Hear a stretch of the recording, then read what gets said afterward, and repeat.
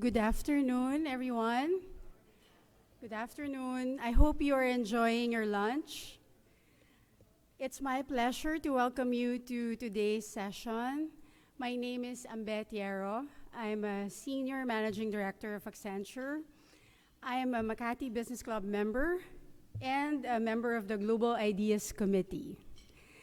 I was going to ask, since this is a hybrid event, Catch here will be helping me from MBC manage our audience from our Microsoft Teams call. How many do we have online, Catch? We have 27 people online on our Microsoft Teams call. All right, hopefully. Working on the tech issues. Okay, hopefully they can hear us by the time Peter starts to speak. And of course, we have our audience here. Welcome. Thank you for joining us in person this afternoon. So, as many of you know, this series started just months into the pandemic when all of us were trying to navigate the crisis together. And for me personally, the talks have been very educational and informative, and in many times, very inspiring. So I'm glad that we have started to do this hybrid since May. And today, we have a great speaker to cap off the series. Before we go to our main speaker, I want to thank Microsoft Philippines for their continued support as our sponsor, Huawei Philippines as secondary sponsor, and to our media partners, ANC and BusinessWorld. And allow me to acknowledge the presence of our MBC board member, Lito Tayag, who is online on Teams. Lito, are you able to speak? All right, there you go. Can you hear us now, Lito? Yes, I can hear you. Fantastic. So since we have the online audience, to those who are brave enough to turn on their cameras, we can see you here at Fairmont. Can we see you? And on the count of 3, please turn on your camera and wave to the Fairmont audience. 1, 2, 3. All right. Thank you. Thank you for joining us. And thank you for turning on your videos. All right. Today, we are grateful to be joined by Microsoft Philippines CEO, Peter Maquera. Peter joined Microsoft just this year. He is responsible for accelerating the cloud and digital transformation journey of every business in the Philippines, helping the community build resilience through digital skills and empowering digital-first companies and startups with the tools to scale their innovation. Prior to Microsoft, he was the Senior Vice President of Globe Telecom, managing their enterprise business by providing ICT services to the top corporations in the Philippines. Before that, he was Deputy CEO and Director of Livit Investments, Ayala Corporation's holding company for its investments in business process outsourcing. Peter is currently a trustee with the IT and Business Process Association of the Philippines, or IBPAP, board advisor to the semiconductor and electronics industries in the Philippines, and alternate director of Bridge Alliance. Without further ado, let me call on Peter. Peter, the floor is yours.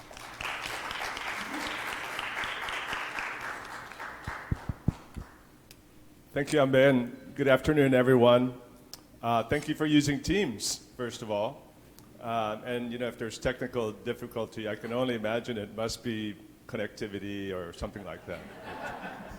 I didn't say who. Oops. Let me stand over here. In June of this year, Jamie Dimon foretold that a hurricane was looming. You know, I feel his prediction has come to fruition. I remember some time back, you know, when we used to do planning, we used to have these black swan exercises. And it used to be part of compliance, right? And you get reviewed every quarter or whatever it was. And these were supposed to be very rare occurrences that could have a dramatic impact to your business. But nowadays, it's raining black swans. COVID, Russia-Ukraine war, 40-year high in inflation, supply chain blockages, cyber attacks, nativism, wokeism. Wokeism, is that a word? I actually believe this is the new normal.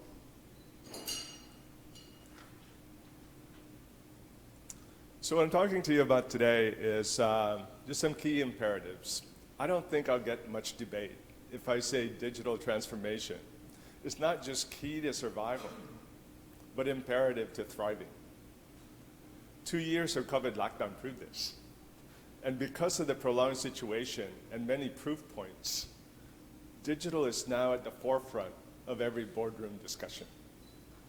Today I'll speak about 5 imperatives to become the company of the future. These are: 1, be data-driven and optimize. 2, deliver, I'm afraid I'm just taking notes. 2, deliver efficiency with automation and AI. 3, innovate with a cloud developer platform.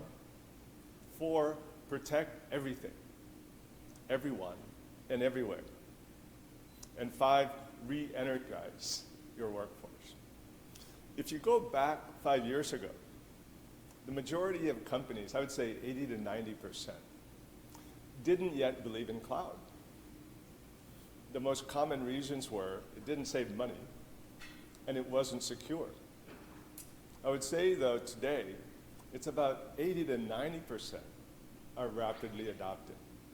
The most common reasons are resiliency, agility, optimization.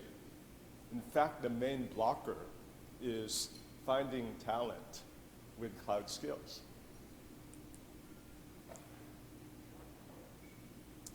So let's start with the first one.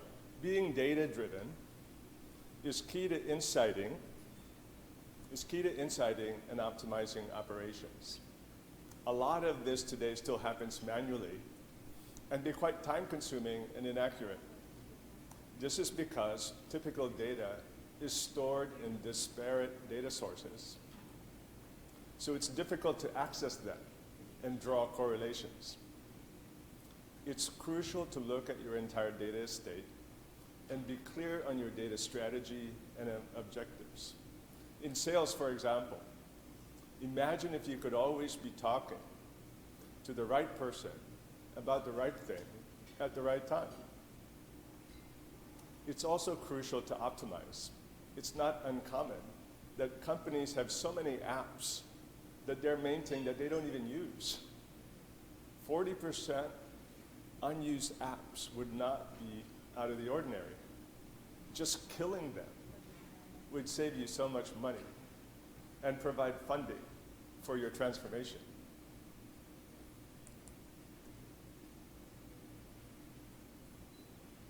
So now let's talk about the second imperative, delivering efficiency and automation and AI. When it comes to doing more with less, AI is the ultimate amplifier. Some examples in use today include automatically generating compelling content, from web copy to digital ads, applying conversational intelligence to transcribe customer calls and automatically identify highlights and critical follow-ups to ensure better customer service, providing guided selling for salespeople, and suggesting next best action for the service managers at the service desk.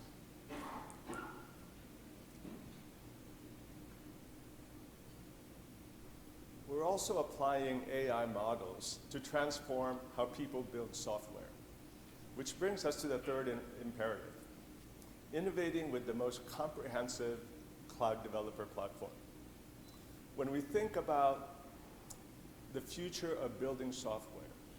We see a future where building great applications to improve experience is everybody's job in the organization. 70% of the new applications will use low code and no code by 2025.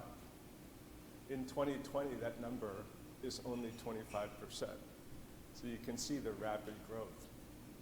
With Microsoft Powerapps as an example, you can upload hand-drawn sketch and it will be converted into a working app within seconds. It's that easy. You can also describe what you want to do in natural language. And Powerapps will generate a list of the most relevant formulas and choices for you to pick. The code essentially will write itself. The platform also lets you highlight a block of code, and it'll tell you and explain to you what it's doing in English. Imagine how empowering this can be. So it's not just the engineers actually getting involved in the apps.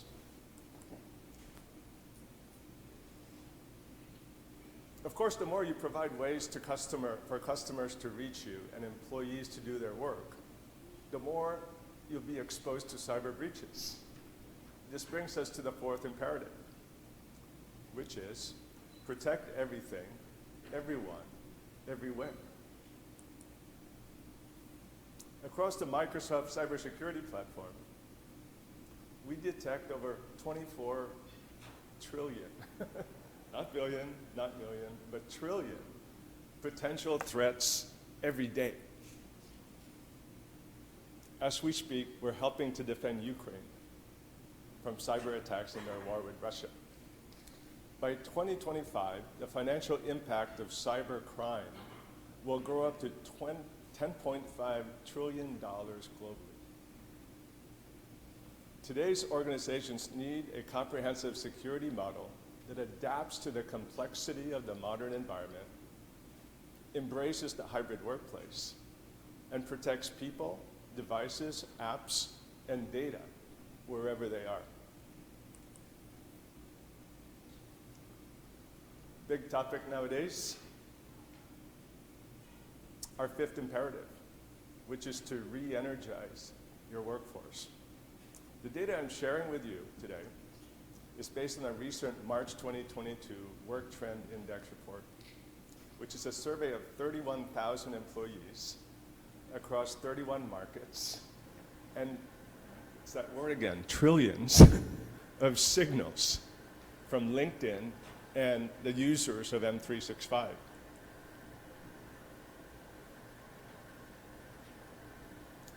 We see a potentially enduring trend, which we refer to as the hybrid paradox. 73% of employees say they want flexible remote work, the options to stay. Yet at the same time, 67% of employees tell us they want more in-person collaboration with their teams. This paradox also came to life in a recent survey of our own Microsoft employees.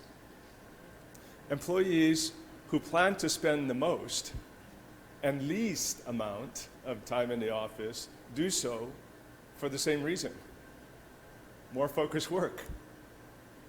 Clearly, there's no one-size-fits-all. So we've identified at least 3 clear priorities for every organization.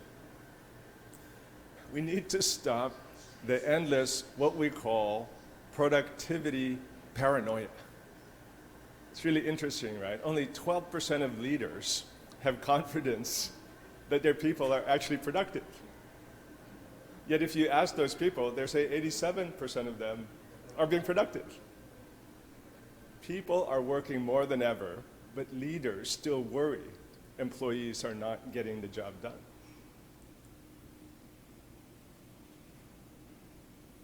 55% say the best way to develop skills is to change companies. Yet 76% would stay if they had more learning. Leaders must continuously help their employees learn new skills or risk losing them. To respond to the new worker mindsets, companies need a new operating model to rewire the organization. The leaders at the very top need to be crystal clear on the company's culture, mission, values, and objectives.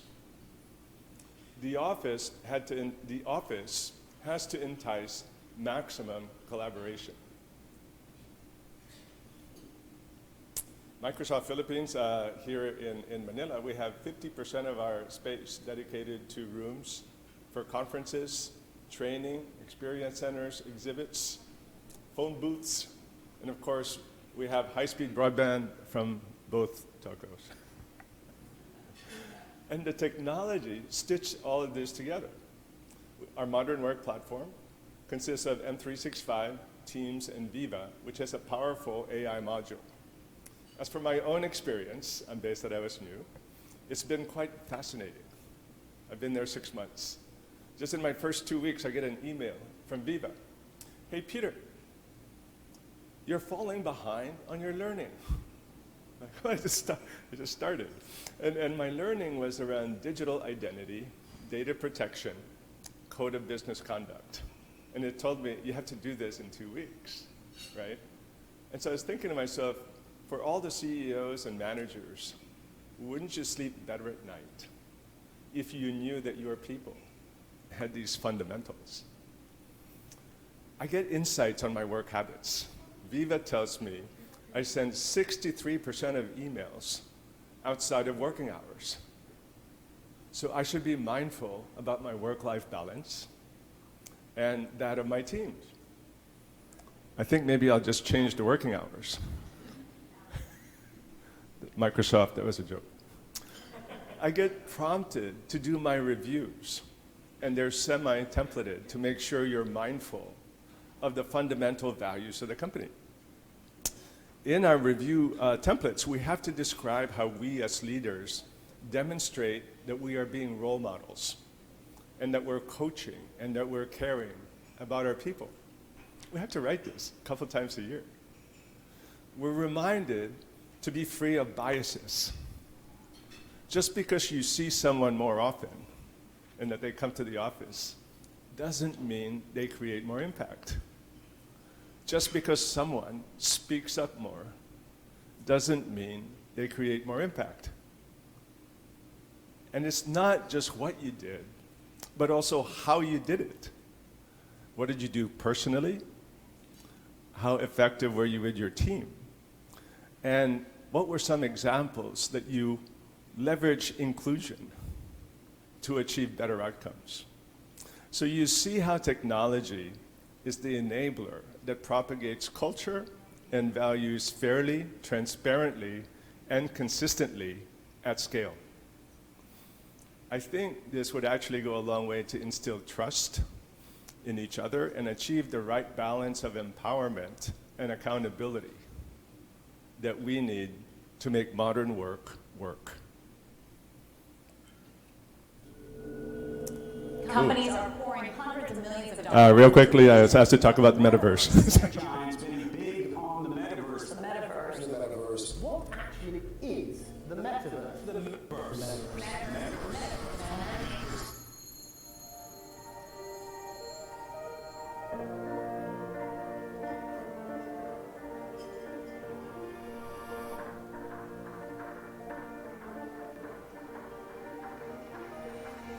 If you make anything or you move anything, you create a carbon footprint. If we can simulate that infinitely in the cloud, we can distribute that product more effectively, efficiently, and sustainably. Is water being used in almost every industrial process. And industries will need 100% more in the next 10 years. But with technology, we can further economic growth as well as managing our natural resources.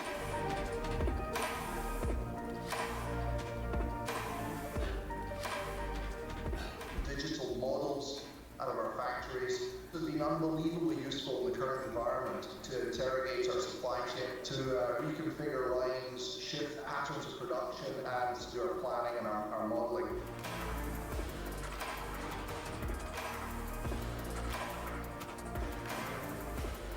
完全なるメタバースの世界は開発から設計ないしは試験までの全ての工程っていうものを仮想環境上で実行できます。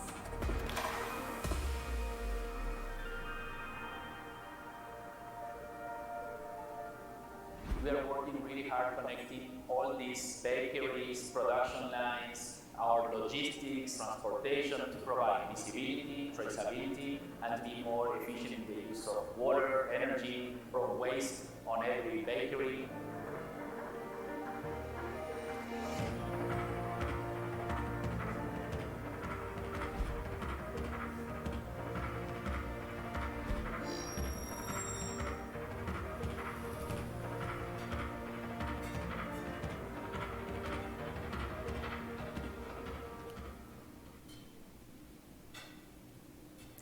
So I don't know if you were able to pick up on it, but there's a lot of tech embedded there.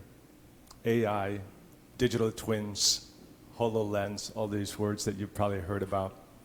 Essentially, we can create digital replicas of the real world and gain insights without spending the money, or as much money, or perhaps putting life at risk, and the simulations can be done much more quickly.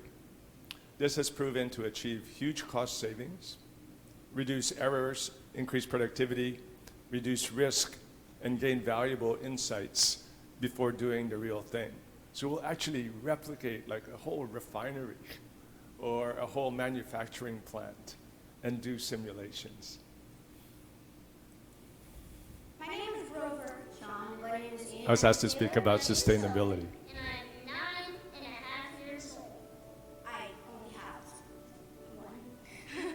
And yeah, I love video games, my friends, my family, and again video games. Whenever I play, it makes me feel happy. The fun that you get to have with connecting with your friends. You make your own. It's his way of interacting with his friends when he can't physically otherwise do it. When I'm playing with a regular controller, there's some things that don't work for me. It's difficult for me to use both joysticks and the D-pad at the exact same time. And it just slowed me down much more while other people were like... She's never had the freedom to play it the little she knows she could. I never thought it was unfair. I just thought, hey, this is the way it is and it's not going to change. What I like about the adaptive controller is that now everyone can play. I don't even have to look at the controller and just be like looking at the screen like, yeah, yeah, yeah. You never want your kid to feel like an outsider or an other. One of the biggest fears early on is how will Owen be viewed by the other kids? He's not different when he plays. It's a little challenging, but that's the whole point of the game. I can hit the buttons just as fast as they can. And I think I can crush my friends.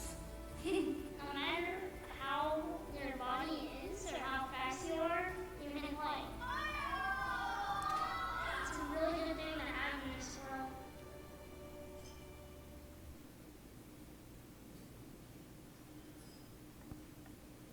That one there makes me tear up a bit. You know, at Microsoft, it's about a key aspect of our ambition is diversity and inclusion. There's about 1 billion of us in the world with some form of disability. So imagine if you use technology to equalize and democratize. And so that's part of the comment here, if we all play, we all win. So, where am I?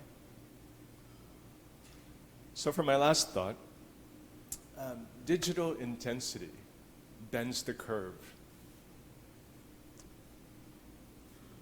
Finance for all, healthcare for all, learning for all. Let's bend the curve, Philippines. Thank you and good afternoon.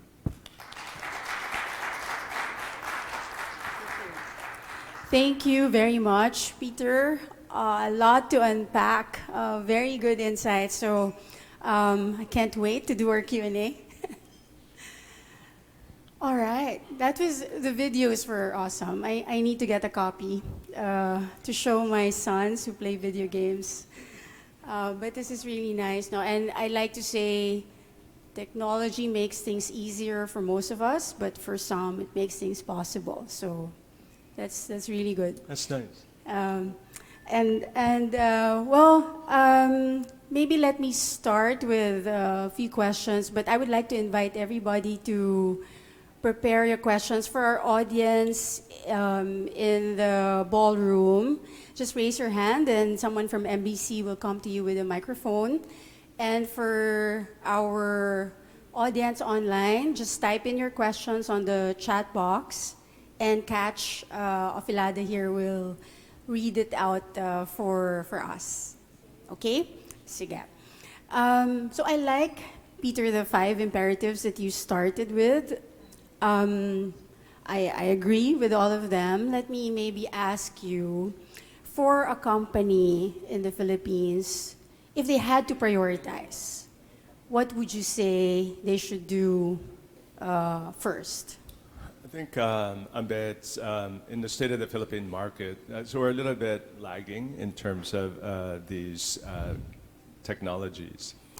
Still a significant amount of data is still on-premise, and so you're missing out on the agility that, and the resiliency that cloud could provide. And so a lot of times companies think about, well, I don't have the budget.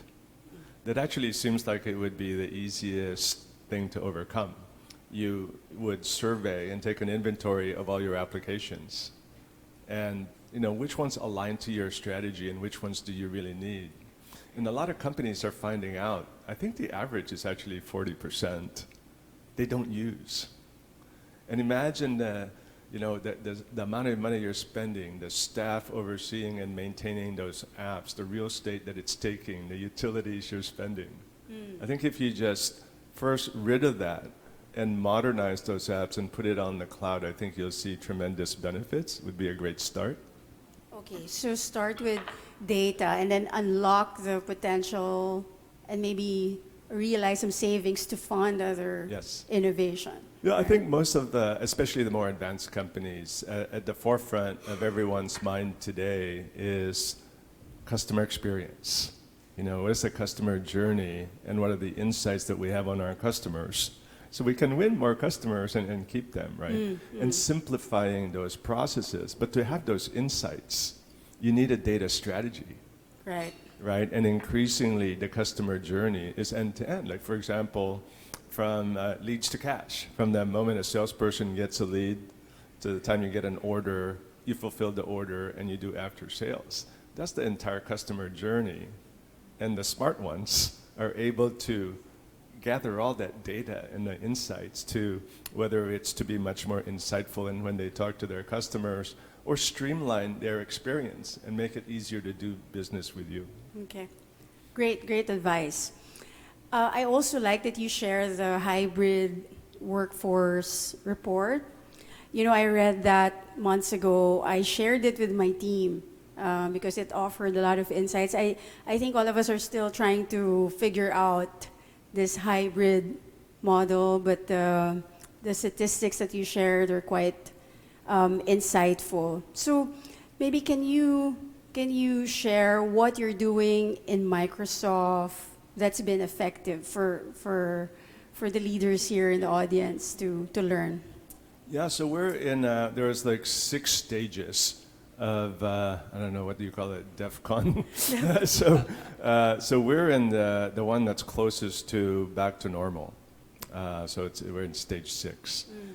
We're still, it's the guidance, but not required, at least 60% in the office. But you can, depending on your role, talk to your manager. And we still have people working entirely remote.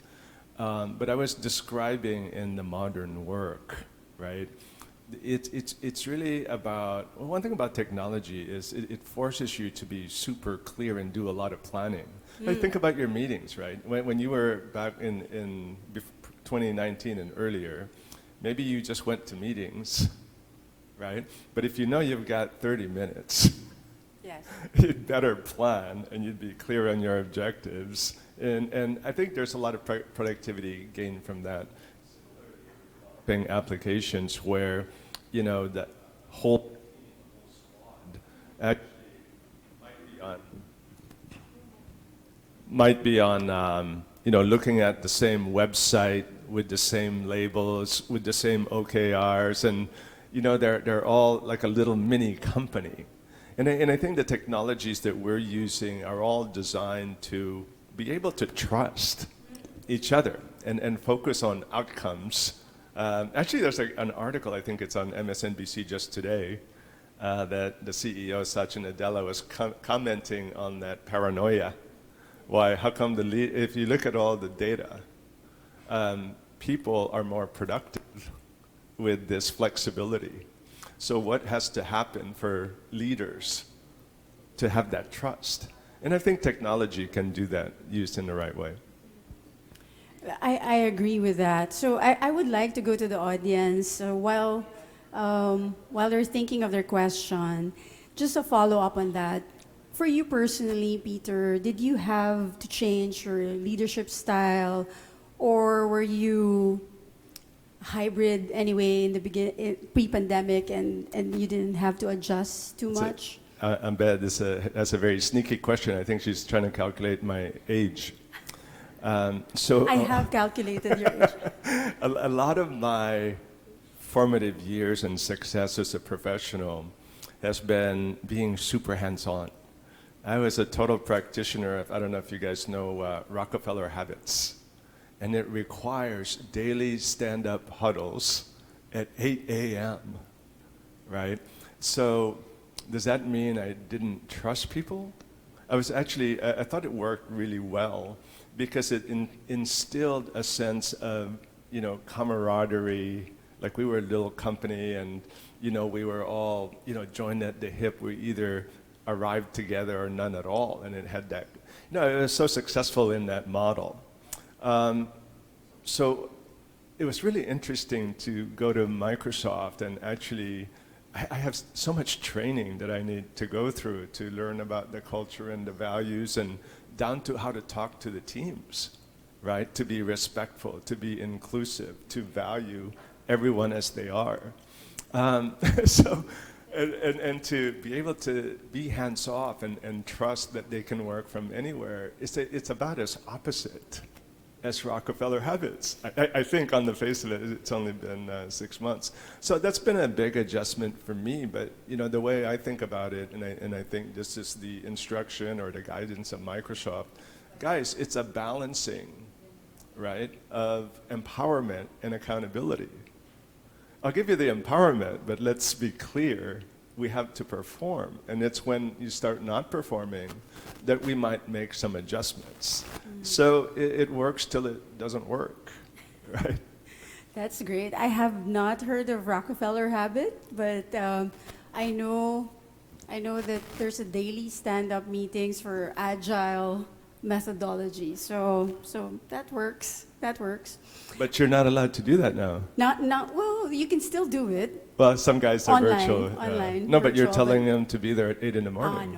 No, I don't. Yeah, that would be challenging in this current environment. Okay, great. I'm sure our audience here has questions for Peter. You covered a lot, from the 5 imperatives, data, AI, Metaverse, and sustainability. So do we have a question from the audience? Yes.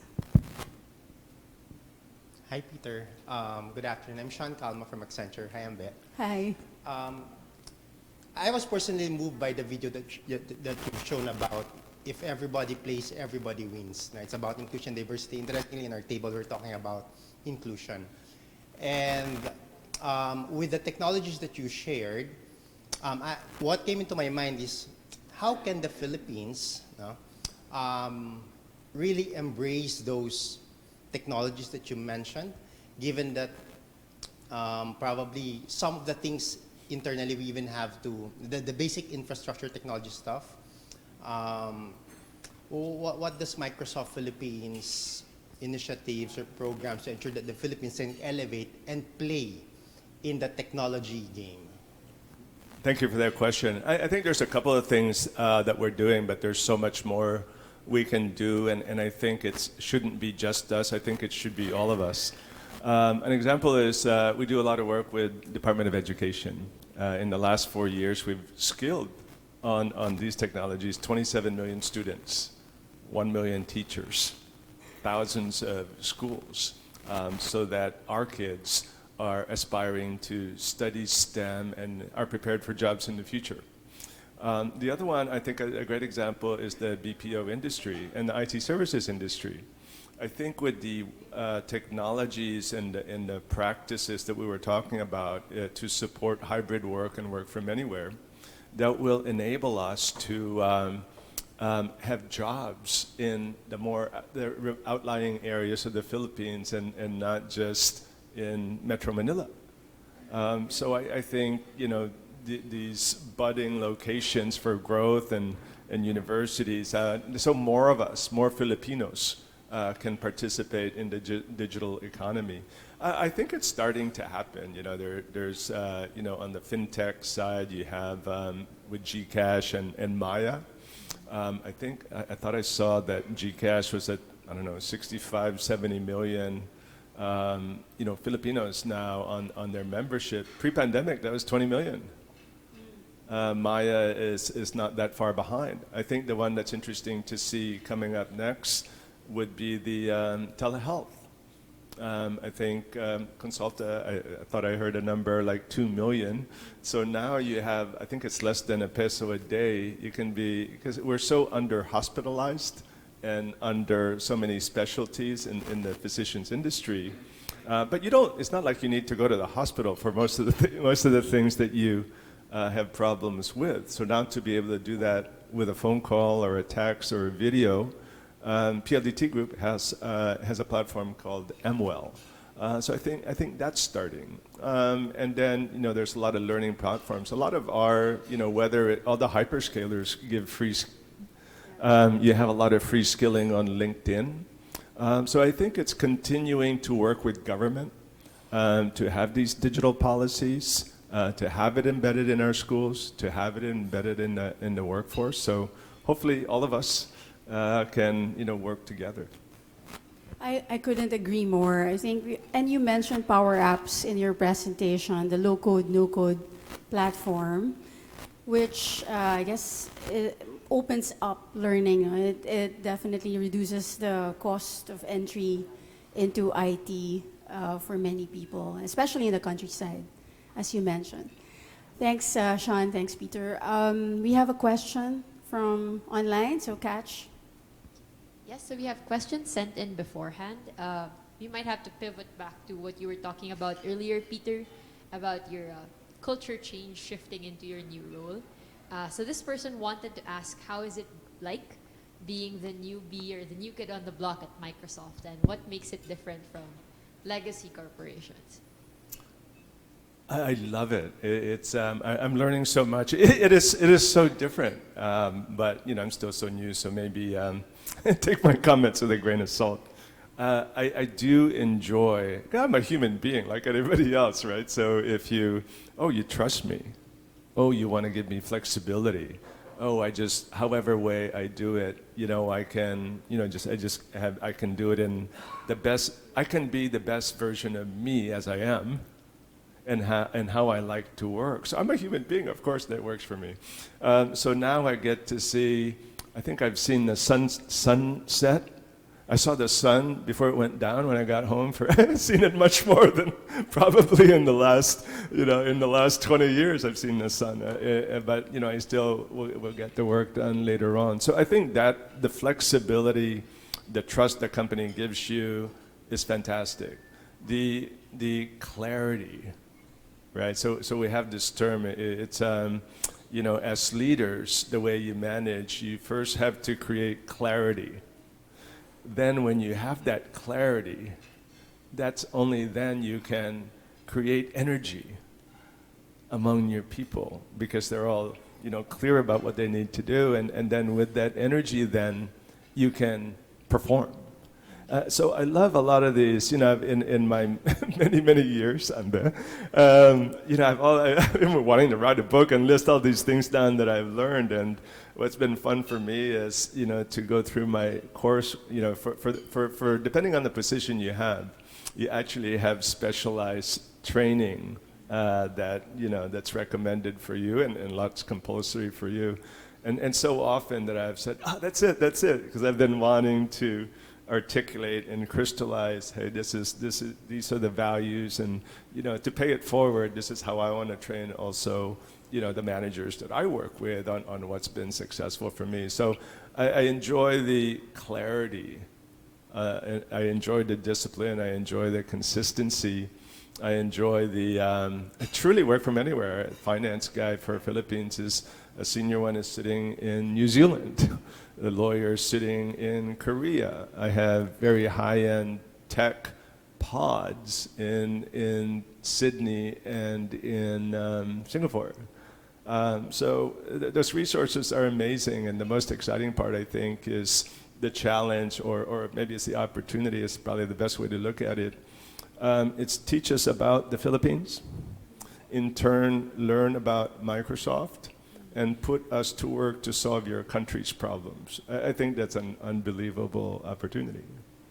I like that. Clarity will give you energy, and then when you have energy, you can perform. Very, very good. Do we have a question from the audience? Okay, if not, I will ask Peter about the Metaverse. So very interesting video. We have use cases with our clients using HoloLens. No? I know it's in the hype cycle, I would say. A lot of people are talking about it. What do you think a company can do? Well, first of all, what use cases from your perspective would apply to us locally here in the Philippines, and what can a company do to really get their feet wet in the Metaverse? Yeah, so at least globally, I think I mentioned that. So we look at Metaverse in 3 segments: the consumer, the commercial, the industrial. We have over 100 customers on the industrial, and that was actually a lot of the video. So you can see how, if you're an airport or you're one of these Fortune 500, these saving 10-20% is very, very significant. So certainly it's been really meaningful there. As I understand it, on the consumer side, it's more, well, you see a lot of the same techniques in gaming, right? So in fact, that adaptive keyboard with those kids, right there, when they said you can't tell the difference in the Metaverse.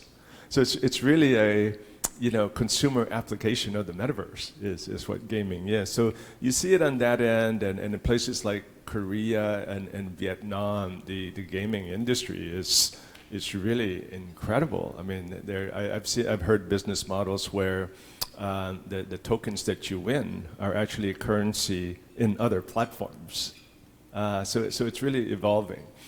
With respect to the Philippines, I guess there's been some examples more on the consumer side in terms of gaming. There's been experiments around having avatars and trying clothes on before you buy them, or being immersive in an athletic competition. So to your point, maybe those are just gimmicks, or thinking about it as ads and ways to engage.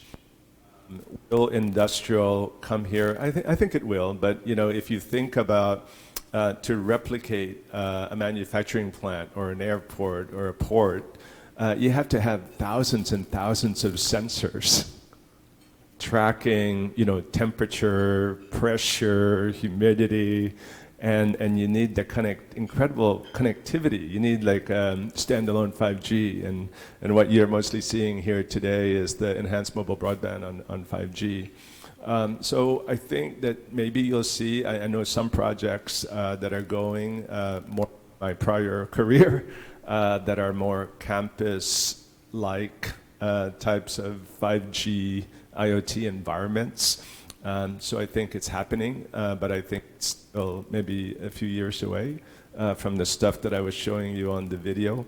And it's going to take, I think, the more sophisticated, perhaps regional players, where a 10-20% kind of impact makes you get your return on investment. All right. I think we have a question from online. Catch. Yes, so turning back to Microsoft's work with DepEd, this person wanted to ask what education or skills do our employees need to keep up with the pace of change, and maybe which sector should CEOs hire from to keep up with the pace of change? Yeah, I think when you look at the courseware that's available, they are geared towards different roles, right? So if you were a salesperson, you would only need to know about the Metaverse at a certain level. But if you were a developer or an architect, then of course that would be much more technical.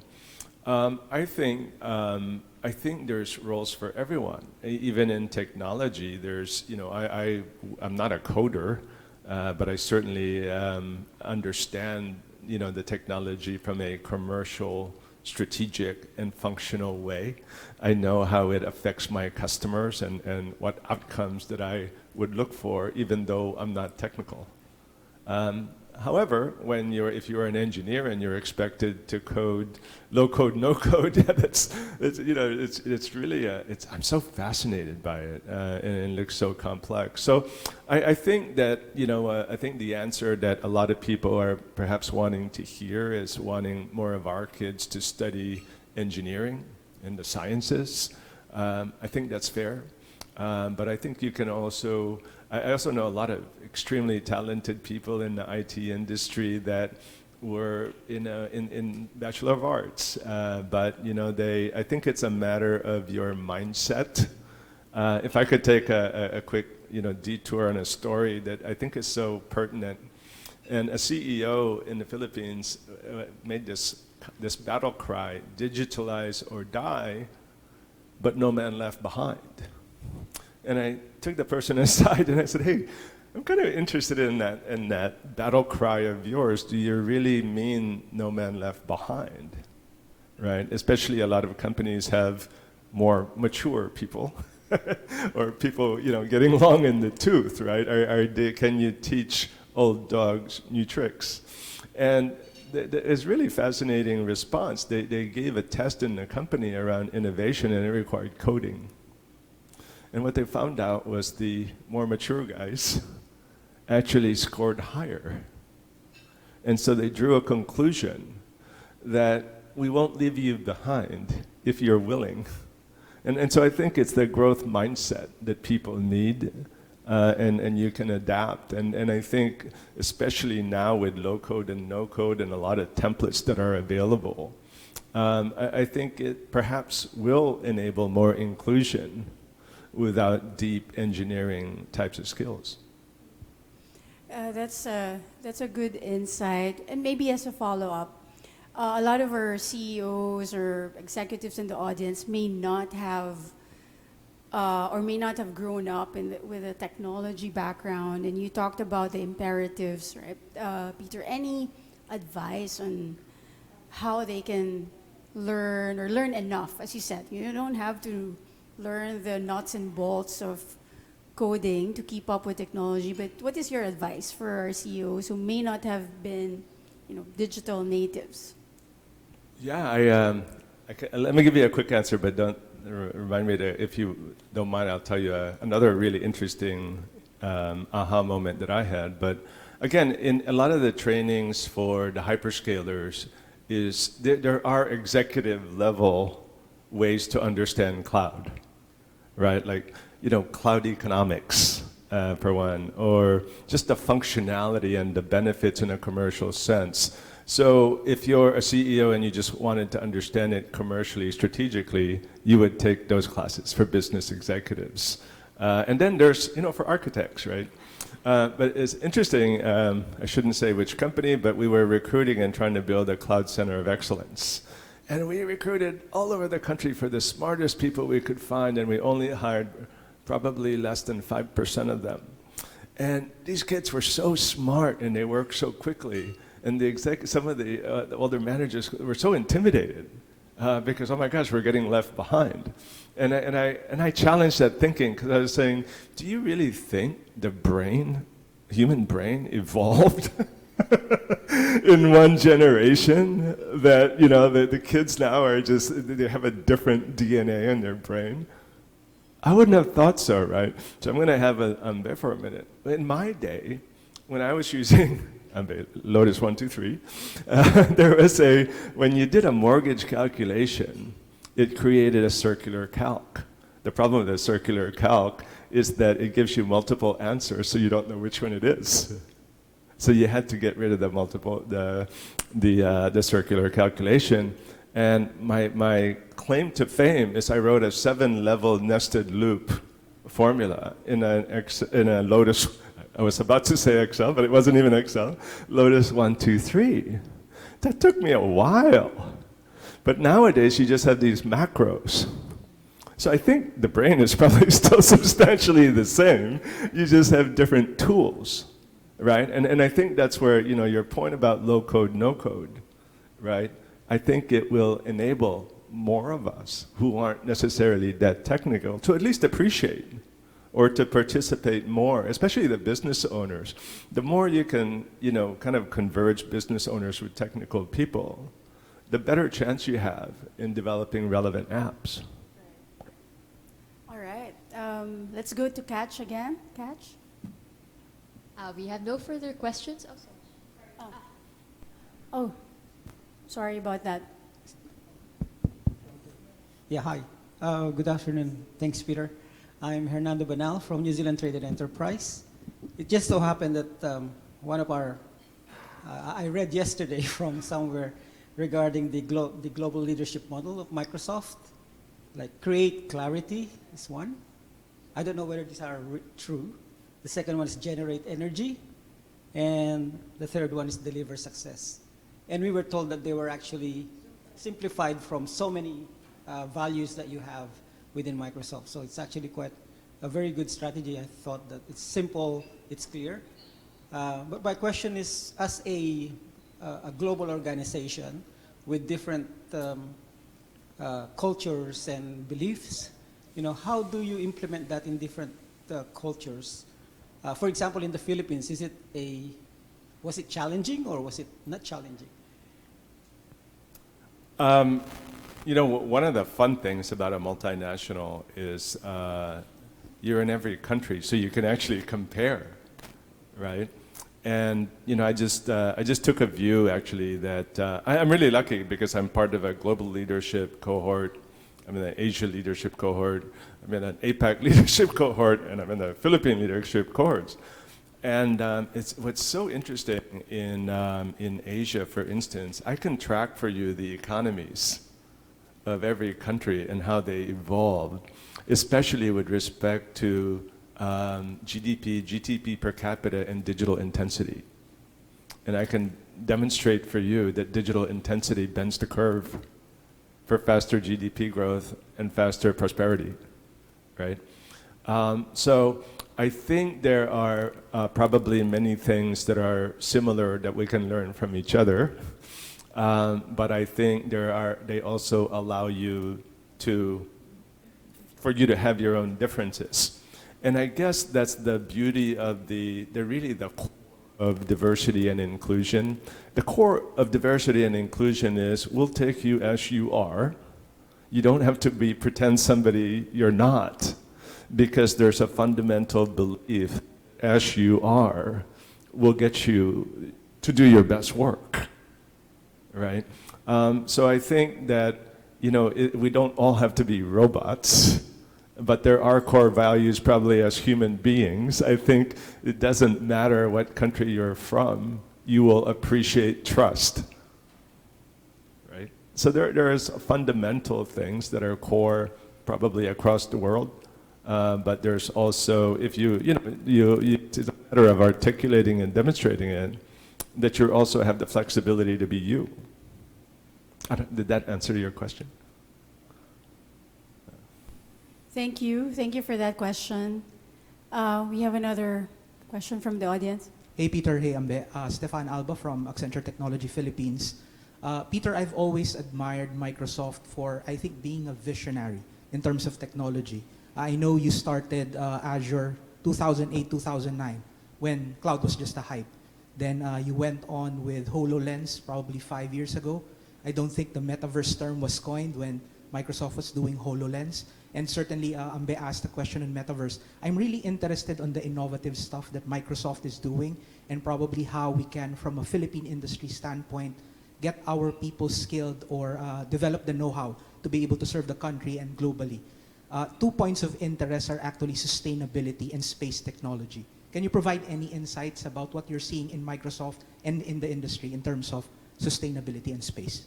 Yeah, so I talked about the sustainability in the S part of ESG. I think you're asking me about the E part, the environment. It's interesting, about a year or two ago, one of my keynote speakers in a Globe leadership event was actually the Chief Environmental Sustainability Officer of Microsoft. I don't remember exactly what he said, but the aspirations are to be carbon neutral by 2030, to be, I think, water neutral. That wasn't new to me, water neutral by 2030. I think we provided $3 billion to some huge number, like 15,000 nonprofits, because the NGOs are increasingly getting burdened, and there's so much work around, whether it's to save the forest or something related to climate change, and making a lot of investments and giving a lot of things like cloud credits to those types of organizations. So in every part, ESG is a huge deal for Microsoft. G, I think a lot of that you'll hear there is around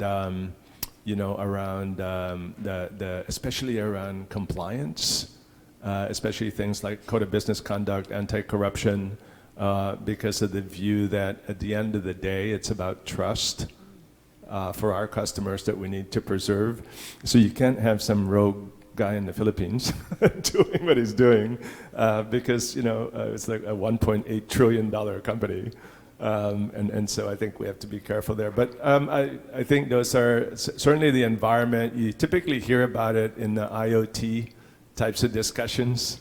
Like you'll provide a lot of sensors for agriculture that increases output, that reduces waste and those types of things. But I apologize, I don't have the specific numbers. But it's a huge practice. I guess as a follow-up, Microsoft is an innovative company. Is there a team within Microsoft that focuses on what's next, the next technologies that you will invest in? Yeah, so truth be told, I don't have visibility on how that's organized and how it happens. I'm aware of the things that we talk about, the Metaverse and IoT. The other one which I'm fascinated by is quantum computing. And just the processing power of what you're seeing today is just unbelievable. And then to do that, in a low energy, sustainable way, and how we build data centers is really quite phenomenal. And I think what's fun about the large companies like a Microsoft and the others is you're really trying to tackle the world's problems. I mean, if you think about the mission of Microsoft, it's to empower every person and every organization on the planet to achieve more. And it's things like, around diversity and inclusion. For instance, I was watching this PowerPoint presentation, and it was with deaf people.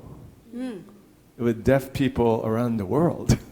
And so you can translate in many different languages, so more and more people can participate. I often listen to meetings asynchronously, right? Because a lot of the meetings in Redmond are a totally awful time frame for us, right? But I'll watch that when it's convenient for me, right? So really just the thought around developing, around solving the world's problems, including another billion people, fighting for equality, so that if you're a working mom, maybe you can't show up at 8 because you're dropping off the kids to school and you got to pick them up after, but here are tools for you to just be you and still participate. I think it's an incredible North Star right? That diversity and inclusion as a North Star in developing your products as an engineering company. It's really, I think, what attracts a lot of people to Microsoft. Yeah, I think making products more accessible, I think, will drive that innovation. It worked on me. I mean, I didn't. I wasn't thinking about Microsoft, and just the consistency in the executives that spoke to me about the company and what they were trying to do. You know, especially someone of my maturity, of my years, it really hits home. I mean, they're really looking for, especially at the executive level, they're looking for executives who are at that stage in their career that it's really giving back and doing something bigger than yourself. So that's fantastic. Great. All right. Is there a question from the audience? Last chance. Going on one. All right. All right. With that, I think we're all good on the online meeting as well. No questions also from online. All right. Maybe as a final, before I ask you to give a closing message to our audience, I heard that you have a podcast with Edu Manzano. I don't know if any of our audience knows this. Is it true? It's called Clockwork. So we have to check that out. So I guess if you have to restart your podcast career, what would you do differently? Well, first of all, it's super hard to do. And he's a tough act to follow. I really enjoy it, actually. But no mistake, it's so much practice. What would I do? What would you do differently? I'm not sure. You know, the one I'd love to do, you're going to think I'm some crazy guy. I love how, should I even say it? What's that guy? He's smoking weed. Snoop Dogg? The UFC guy. Joe Rogan, this guy Howard Stern. And the reason I picked them, not that I want to be them, I just think they're so different, and they're just like a Howard Stern interviewing Hillary Clinton. It's really quite fascinating. So I think so I'm trying to figure out. I'd like to maybe someday do it again. I'd be interested in talking to a really interesting cross section of executives, let's say, about different things, not necessarily their work, so that people, which is I think it's a question for a lot of kids, especially, and a lot of us. You know, what really does it take, and you know, how can I be me, and what are these challenges that people have gone through, and I think those things that just getting down to the very core of somebody, the personal side, I think is a lot of fun. I don't think I have the media presence. Maybe I'll do it privately. Okay, so we will make sure to watch out for your No, podcast. don't. Any final message to our audience, Peter? Thank you, Makati Business Club and the folks in the virtual audience. Thank you for the opportunity. I actually didn't think I was allowed to share the Microsoft story, but thank you for asking.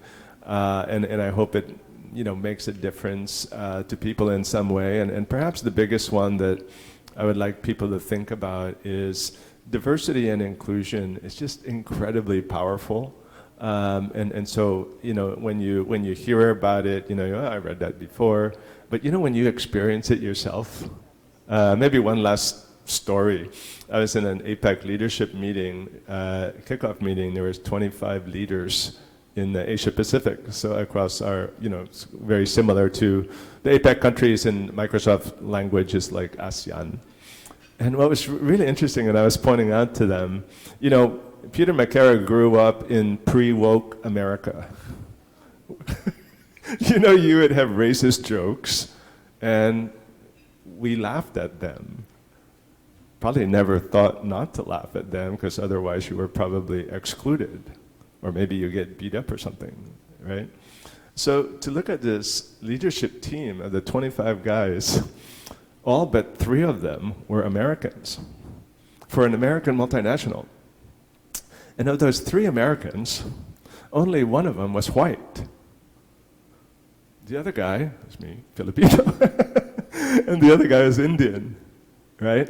And so, you know, what a wonderful organization, an American multinational in Asia, right? Wanting, employees to represent the world, to bring out the best in their countries. I think it's maybe something to think about for everyone in the audience. I think it's incredibly powerful when you yourself are the beneficiary of it. But anyway, thank you. I appreciate your time. That's great. Well, it shows that because Microsoft is such a successful company, diversity it's not just the right thing to do, but it makes business sense. So thank you very much, Peter, for your fantastic talk and being game and answering our questions.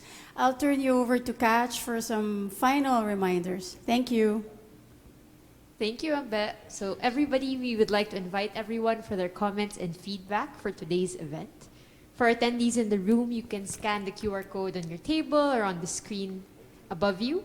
For our attendees in MS Teams, you may scan the QR code flashed on the screen, or you can click the link in the chat box. Please note that we may use your comments in our publications.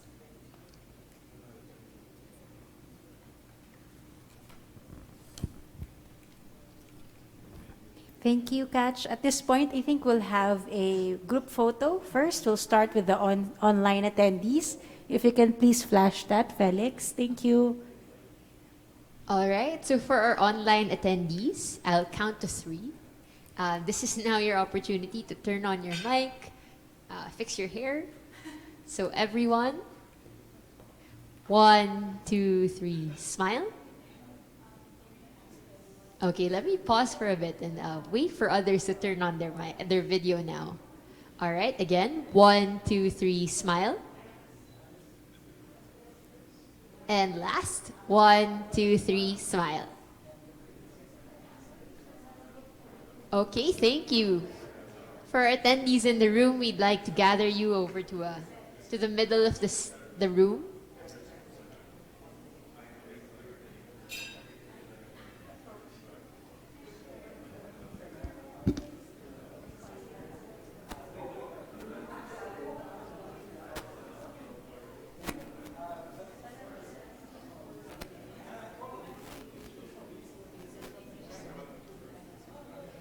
All right, everyone, you can face over here.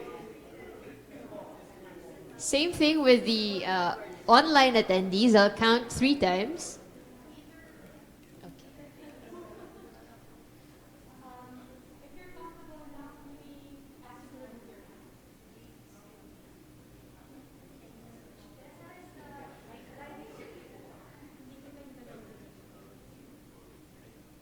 Maybe we could ask the 2 in the back to move a little bit forward.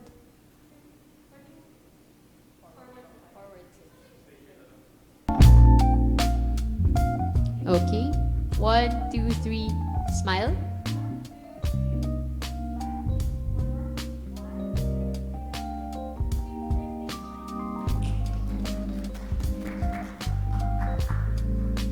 Once again, thank you to Peter and to Ambe. Thank you to our partner, Microsoft Philippines, our secondary sponsor, Huawei, and media partners, ANC and BusinessWorld.